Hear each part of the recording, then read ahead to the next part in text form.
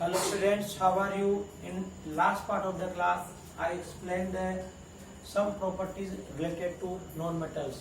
I explained 5 properties related to non-metals, in which first one is physical state, second one is melting and boiling point, third one is luster property, fourth one is ductile property and fifth one is malleable property. तो जो last part था class का उसमें मैंने आपको non metal से related 5 properties जो थी एक्सप्लेन कर की थी जो फिजिकल प्रॉपर्टी के अंदर में आती है। अब नेक्स्ट जो 6th जो प्रॉपर्टी है नॉन मेटल्स की वो है कंडक्टिविटी। तो नॉन मेटल जो होते हैं जनरली क्या होते हैं, हीट और इलेक्ट्रिसिटी क्या होते हैं, कंडक्टिविटी शो नहीं करते, या हम कह सकते हैं कि नॉन मेटल जो होते हैं वो हीट और इलेक्ट्रिसिटी क्या होते हैं, पुअर कंडक्टर होते हैं। तो कंडक्टिविटी में क्या है, non metals are poor conductor of heat and electricity. जो नॉन मेटल्स होते हैं वो हीट और इलेक्ट्रिसिटी क्या होते हैं, पुअर कंडक्टर होते हैं, यानी ये कंडक्टिविटी बहुत ही कम शो करते हैं। बट इसमें के एक एक्सेप्शन है, ग्रेफाइट। यानी ग्रेफाइट एक ऐसा नॉन मेटल जो होता है जो हीट और इलेक्ट्रिसिटी का कंडक्शन करता है। ग्रेफाइट को हम क्या, हमारी जो पेंसिल आती है जिसे हम डायग्राम बनाते हैं उसमें जो लीड होती है वो ग्रेफाइट की बनी होती है। तो ग्रेफाइट एक ऐसा नॉन मेटल जो होता है जो हीट और इलेक्ट्रिसिटी क्या करता है, कंडक्शन करता है। फिर नेक्स्ट जो 7th जो प्रॉपर्टी है नॉन मेटल्स की वो है हार्डनेस। तो नॉन मेटल जो होते हैं वो मोस्टली क्या होते हैं, जनरली सॉफ्ट होते हैं, बट इसमें एक एक्सेप्शन है, डायमंड। तो डायमंड जो एक ऐसा नॉन मेटल होता है जो अभी तक अर्थ सरफेस पे क्या सबसे हार्डेस्ट जो है नॉन मेटल में कंसिडर किया जाता है। तो non metals are usually soft. जो नॉन मेटल होते हैं मोस्टली क्या होते हैं, सॉफ्ट होते हैं, except diamond. Diamond non metal में आता है, बट डायमंड एक ऐसा नॉन मेटल होता है जो क्या होता है, सबसे हार्डेस्ट सब्सटेंस जो अभी तक जो सब्सटेंस ऑब्टेन किए गए उनमें सबसे हार्डेस्ट जो सब्सटेंस है वो उसमें माना जाता है। यानी अर्थ सरफेस पे डायमंड सबसे हार्डेस्ट जो नॉन मेटल है उसमें कंसिडर किया जाता है। Non metal are brittle. Non metal brittle होते हैं, यदि एक बार टूट जाते हैं तो वापस इनको हम क्या कर सकते हैं, जोड़ नहीं सकते। व्हेन हामर्ड, जब इसको हम हामर्ड करते हैं या हथौड़े से पीटते हैं, दे ब्रेक इनटू पीसेज, ये पीसेज में क्या ब्रेक हो जाते हैं। फिर नेक्स्ट जो लास्ट प्रॉपर्टी है नॉन मेटल की, sonorous. Non metals are non sonorous. Non metals जो होते हैं वो सोनरस प्रॉपर्टी शो नहीं करते हैं। यानी नॉन मेटल्स को आप किसी हार्ड सरफेस से स्ट्राइक करते हो तो उनमें कोई लाउड साउंड प्रोड्यूस नहीं होती है। तो they do not produce loud sound on struck against a hard surface. यानी नॉन मेटल जो होते हैं वो नॉन सोनरस प्रॉपर्टी शो करते हैं। यदि नॉन मेटल को हम किसी हार्ड सरफेस पे स्ट्राइक करते हैं तो उनमें कोई लाउड साउंड प्रोड्यूस नहीं होती है। इस तरह से क्या है, जो नॉन मेटल्स है उनकी जो टोटल 8 फिजिकल प्रॉपर्टी है।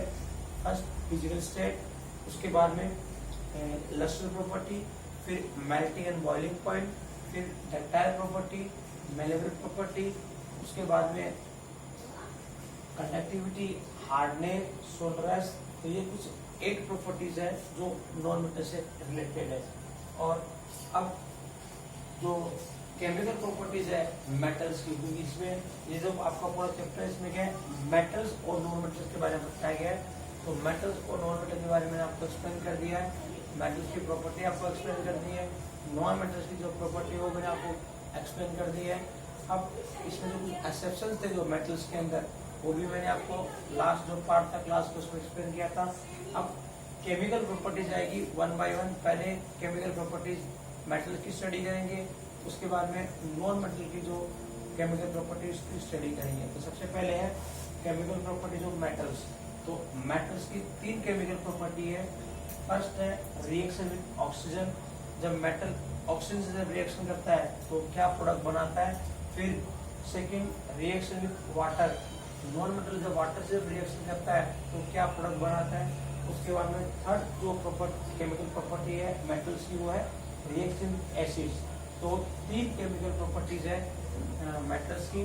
सबसे पहले दोबारा रिपीट कर देता हूँ, रिएक्शन विद ऑक्सीजन, ऑक्सीजन के साथ में किस तरह केमिकल रिएक्शन शो करता है, करते हैं मेटल। फिर रिएक्शन विद वाटर, जो मेटल्स होते हैं वाटर के साथ में किस तरह से केमिकल रिएक्शन परफॉर्म करते हैं, और थर्ड है रिएक्शन एसिड्स, जो मेटल्स होते हैं वो एसिड से क्या किस तरह से केमिकल रिएक्शन परफॉर्म करते हैं। सबसे पहले है रिएक्शन ऑक्सीजन, तो मेटल की ऑक्सीजन के साथ किस तरह से रिएक्शन होती है। Metals react with oxygen and form metal oxide. Metals जो होते हैं वो ऑक्सीजन से रिएक्शन करते हैं और क्या बनाते हैं, मेटल ऑक्साइड बनाते हैं। जैसे metal plus oxygen, metal plus oxygen है वो आपस में रिएक्शन करेंगे और क्या बनेगा, मेटल ऑक्साइड का फॉर्मेशन होगा। तो ये यहाँ पर क्या सिंबॉलिक फॉर्म में मैंने रिप्रेजेंट कर दिया है। उसके बाद में आपको मैं यहाँ पर केमिकल रिएक्शन से क्या कर रहा हूँ, एक्सप्लेन कर रहा हूँ। जैसे यहाँ पर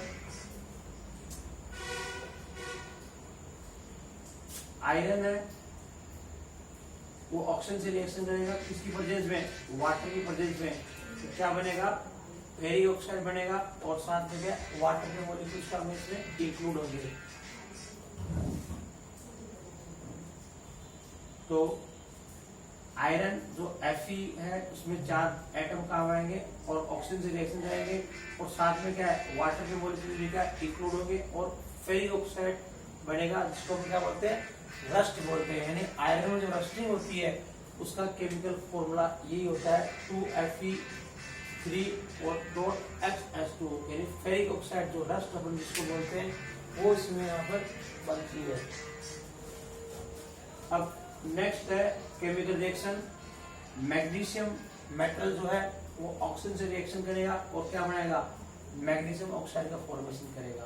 तो ये सब क्या है, मेटल है, यहाँ पर Fe क्या मेटल है जो ऑक्सीजन से रिएक्शन कर रहा है, साथ में वाटर भी इंक्लूड हो रहा है और जो फेरिक ऑक्साइड का फॉर्मेशन हो रहा है। और इसमें ये फेरिक ऑक्साइड जो है वो क्या है, हमें क्या बोलते हैं, रस्ट बोलते हैं। जो जंग लगता है वो लोहे पर उसका केमिकल फॉर्मूला ये होता है। अब ऐसे मैग्नीशियम है वो ऑक्सीजन से रिएक्शन करेगा, क्या बनेगा, मैग्नीशियम ऑक्साइड का फॉर्मेशन होगा। Metal oxide are basic in nature, यानी जो मेटल ऑक्साइड बनते हैं, क्योंकि मेटल ऑक्सीजन से रिएक्शन करके मेटल ऑक्साइड बनाते हैं और जो मेटल ऑक्साइड होते हैं वो बेसिक नेचर के होते हैं। दे change red liquid paper into blue.